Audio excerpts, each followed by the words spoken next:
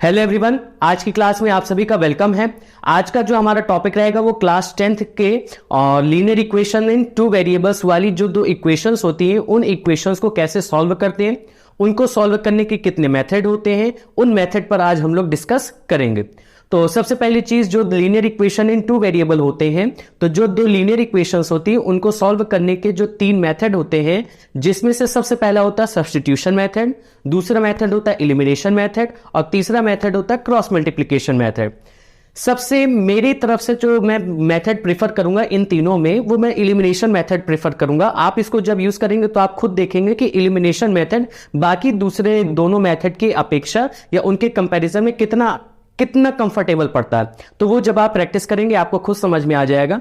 तो चलिए पहले मैं आपको सब्स्टिट्यूशन मेथड के बारे में बता देता हूं। सब्स्टिट्यूशन मेथड में क्या होता है कि दो इक्वेशंस दी होती हैं, दोनों इक्वेशन में जो दो वेरिएबल होते हैं, सपोज दैट एक में x वेरिएबल है और दूसरा वेरिएबल y है।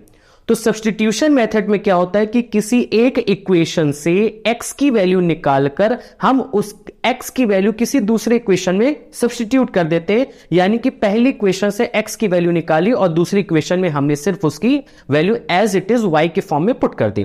तो ये मेथड हमारा सब्स्टिट्यूशन मेथड होगा। दूसरा मेथड होता है एलिमिनेशन मेथड। एलिमिनेशन मेथड में क्या होता है कि दो इक्वेशंस दी होती हैं, उन दोनों इक्वेशंस को हम लोग कुछ ऐसे उनके कोफिशिएंट्स सेम करते हैं किसी भी तरीके से, हालांकि हम लोग मल्टीप्लाई करके उनके कोफिशिएंट सेम करते हैं। मैं जब एग्जांपल लूंगा तो एक एग्जांपल में तीनों मेथड से बताऊंगा तो समझ में आ जाएगा। तो उसमें हम लोग दोनों वेरिएबल्स जो होते हैं, दोनों इक्वेशंस के जो वेरिएबल होते हैं, किसी एक वेरिएबल के कोफिशिएंट को सेम करते हैं और कोफिशिएंट सेम करने के बाद उन इक्वेशंस को प्लस या तो माइनस कर देते हैं, जिनसे वो वेरिएबल एलिमिनेट हो जाते हैं और एक वेरिएबल हमारा बच जाता है और इससे हम लोगों को उस वेरिएबल्स की वैल्यू पता चल जाती है। इसी तरह से क्रॉस मल्टीप्लिकेशन होता है। क्रॉस मल्टीप्लिकेशन ऐसे ओरली नहीं बताया जा सकता, मैं इसको एग्जांपल से लेकर बताऊंगा। तो चलिए पहले मैं एक एग्जांपल ले लेता हूं जिसको मैं सबसे पहले सब्स्टिट्यूशन मेथड से करता हूं। तो वो एग्जांपल आपके आर.एस. अग्रवाल की ही बुक का मैं लिए लेता हूं। एक्सरसाइज 3B का क्वेश्चन नंबर फर्स्ट, उसी को हम लोग लेते हैं। सबसे पहले उसको सब्स्टिट्यूशन मेथड से करते हैं। तो आपके सामने एक इक्वेशन दी हुई है, इसको हम लोग सब्स्टिट्यूशन मेथड से सॉल्व करते हैं। सब्स्टिट्यूशन मेथड में सॉल्व करने के लिए सबसे पहले हम लोग इस इक्वेशन को ले लेते हैं। इस इक्वेशन से हम लोग पहले x की वैल्यू निकालते हैं। तो जब इससे x की वैल्यू निकालेंगे तो ये जो y प्लस में है उधर जाएगा ट्रांसपोज को होकर, तो 3 माइनस y हो जाएगा। तो हमने यहां पर एक इक्वेशन से x की वैल्यू 3 माइनस y निकाल ली। अब इस इक्वेशन से जो x की वैल्यू निकली उसको हम इस दूसरी इक्वेशन में पुट कर देंगे। तो यहां पर क्या हो जाएगा, 4 लिखा रहेगा, x की जगह क्या हो जाएगा 3 माइनस वाई, और माइनस 3y है तो माइनस 3y लिखा रहेगा, और इक्वल में 26 है तो 26 लिखा रहेगा। तो हमने क्या किया कि किसी एक इक्वेशन से x की वैल्यू निकाली y के फॉर्म में और उसको दूसरी इक्वेशन में हमने इसको सब्स्टिट्यूट कर दिया। तो इस वजह से ऐसे मेथड को सब्स्टिट्यूशन मेथड कहा जाता है। अब इसके बाद देखिए, आपकी जो एक इक्वेशन है वो सिर्फ एक सिंगल वेरिएबल में कन्वर्ट हो चुकी है, वो की y, और यहां से हम लोगों की y की वैल्यू निकल आएगी। तो यहां पर मैं इसको सॉल्व करूंगा तो ये डिस्ट्रीब्यूटिव लॉ के अकॉर्डिंग मल्टीप्लाई होगा। तो 4 3 12 minus 4y minus 3y is equal to 26, ये हो जाएगा minus 7y is equal to, ये उधर जाएगा तो हो जाएगा 14। तो यानी कि y इज इक्वल टू आ जाएगा -2। y की वैल्यू हमारी यहां से 2 आ गई। अब इस y की वैल्यू इस जगह पर पुट कर दीजिए। तो यहां से क्या आ जाएगा, x इज इक्वल टू 3 और माइनस माइनस का प्लस हो जाएगा और ये हो जाएगा 2, यानी x इज इक्वल टू कितना आ जाएगा 5। ये आपकी इसका आंसर हो गया। ठीक, अब इन्हीं इक्वेशंस को, इसी इक्वेशन को हम लोग एलिमिनेशन मेथड से करते हैं। फिर देखिए कैसे होगा ये। अब आपके सामने जैसे इसको एलिमिनेशन मेथड से करना है तो इसमें आप देख पा रहे हैं कि यहाँ पर y का कोफिशिएंट 3 है, यहाँ y का कोफिशिएंट 1 है, हालांकि इसमें x का भी कोफिशिएंट 1 है। तो इसमें हम लोग ऐसे वेरिएबल्स को चुनते हैं जिनका पहले से साइन डिफरेंट है। ये प्लस का है, ये माइनस का है, दोनों को हमको सिंपली ऐड करना पड़ेगा। तो उसके बाद ये दोनों वेरिएबल कट जाएंगे। इस वजह से मैं y की कोफिशिएंट को सेम कर देता हूं। तो यहां पर जो y का कोफिशिएंट है 3, तो मैं इस 3 से इस पूरी इक्वेशन में मल्टीप्लाई करवा देता हूं।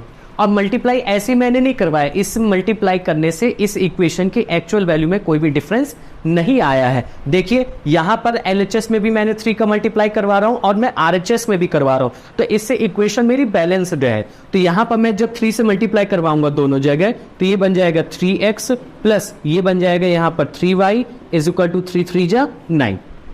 हो जाएगा। अब इन दोनों इक्वेशन को आप देख पा रहे हैं कि यहाँ पर इसका वेरिएबल, इसका कोफिशिएंट सेम हो गया, इसका कोफिशिएंट सेम हो गया। अगर इन दोनों इक्वेशंस को हम लोग प्लस कर देते, ये दोनों कैंसिल आउट हो जाएंगे। तो इनको मैंने वैसे ही किया कि इन दोनों को प्लस कर दिया। यहाँ पर प्लस करने में ये 7x इक्वल 26 में 9 प्लस करेंगे तो 35। तो यहाँ से x की वैल्यू कितनी आ जाएगी? 5। यही वैल्यू हमारी पिछले मेथड से भी सॉल्व करने पर आ रही थी। अब जो x की वैल्यू है, अब चाहे आप इसको इस इक्वेशन में चाहे इसको इस इक्वेशन में पुट कर दीजिए, वही आंसर आ जाएगा y का। तो x को मैं इसमें पुट किए देता हूँ, इससे आसान रहेगा। 5 प्लस में उधर जाएगा, माइनस हो जाएगा। तो यहाँ पर y इक्वल टू 3 माइनस 5 कितना हो जाएगा? -2। ये आपका आंसर हो गया। अब जैसे आप सोच रहे होंगे कि सपोज दैट यहाँ पर तो कोई नंबर नहीं लिखी हुई थी, तो मैंने सिंपली ऊपर 3 से मल्टीप्लाई करवा दिया, सेम हो गया। आपका भी सोचना सही है कि अगर यहाँ पर ऊपर कोई डिफरेंट नंबर लिखी होती और यहाँ पर भी कोई डिफरेंट नंबर लिखी होती, तब क्या करते?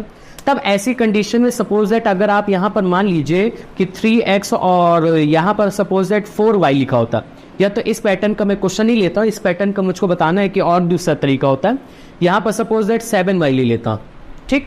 इस तरह से अगर होता, यहाँ पर देखिए दोनों के कोफिशिएंट अलग अलग है ना, तो आपको कुछ नहीं करना है। जो y का कोफिशिएंट यहाँ पर हो उससे आप ऊपर मल्टीप्लाई करवा दीजिए, जो y का कोफिशिएंट ऊपर हो उससे आप नीचे मल्टीप्लाई करवा दीजिए। आपका y का कोफिशिएंट दोनों सेम हो जाएगा। देखिएगा कैसे, यहाँ पर ये 3 3 जा 9x प्लस 3 7 जा 21y इज इक्वल टू 3 3 जा 9, और यहाँ पर 7 4 जा 28x माइनस 7 3 जा 21y इज इक्वल टू 7 का इसमें मल्टीप्लाई करवाएंगे, 7 6 जा 42, 7 2 जा 14 और 182।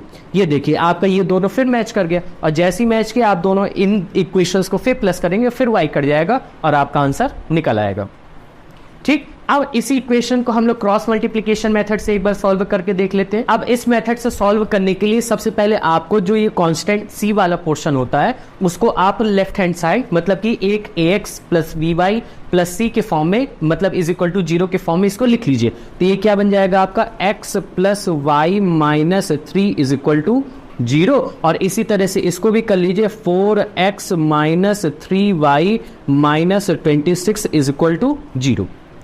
ये हो जाएगा। अब इसके बाद आपको क्या करना है यहाँ पर कि ये एक जगह x, एक जगह y और एक जगह 1 पुट कर देना। पुट कर दिया। अब पुट करने के बाद यहाँ पर इसमें लगा देना आपको इनके बीच में इक्वल का साइन, और इक्वल का साइन लगाने के बाद अब आपको इसमें ध्यान देना है, ठीक।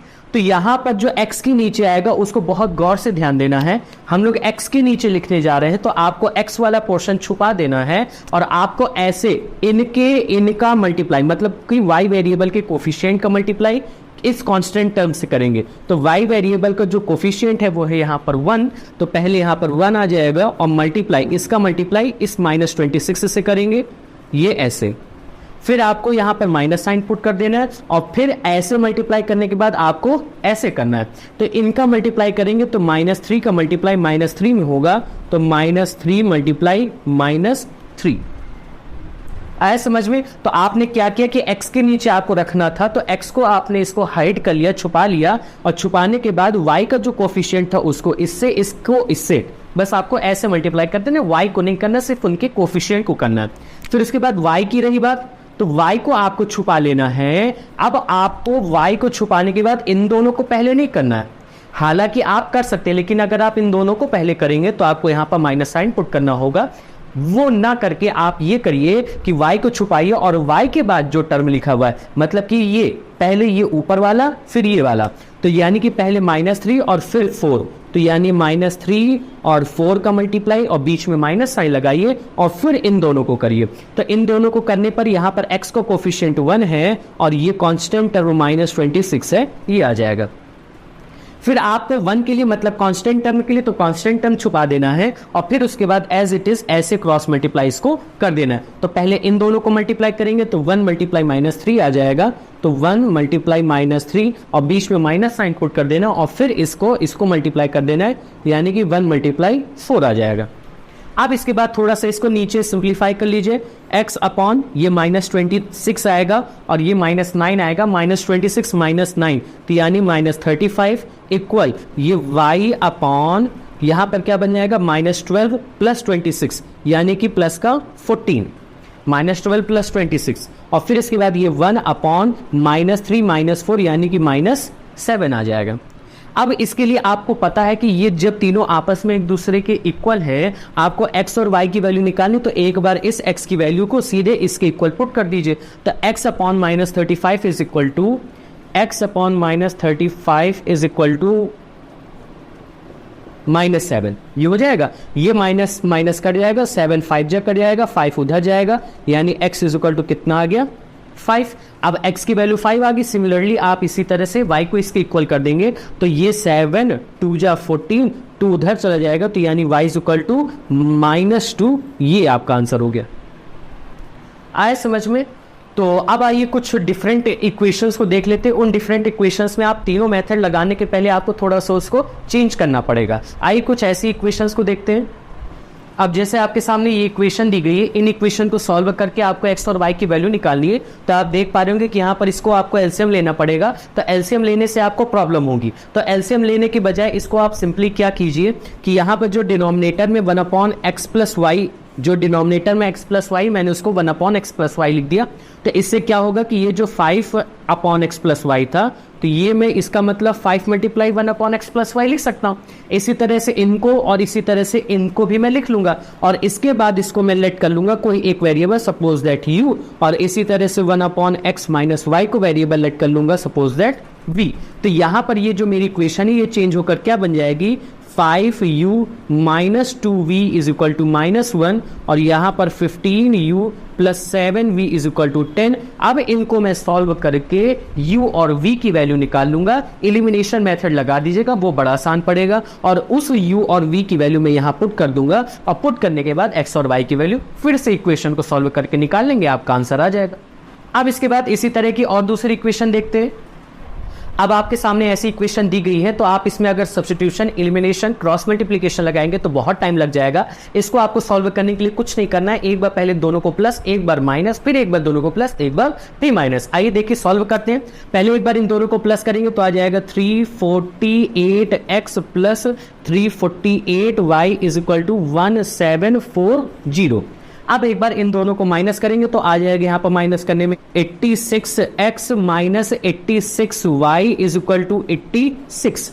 अब इन दोनों में से 348 कॉमन लेके उधर भेज दीजिए, डिवाइड कर दीजिए, तो x plus y is equal to आ जाएगा 5। इसी तरह से 86 यहाँ से कॉमन लेके उधर भेज दीजिए, डिवाइड कर दीजिए, तो आ जाएगा 1।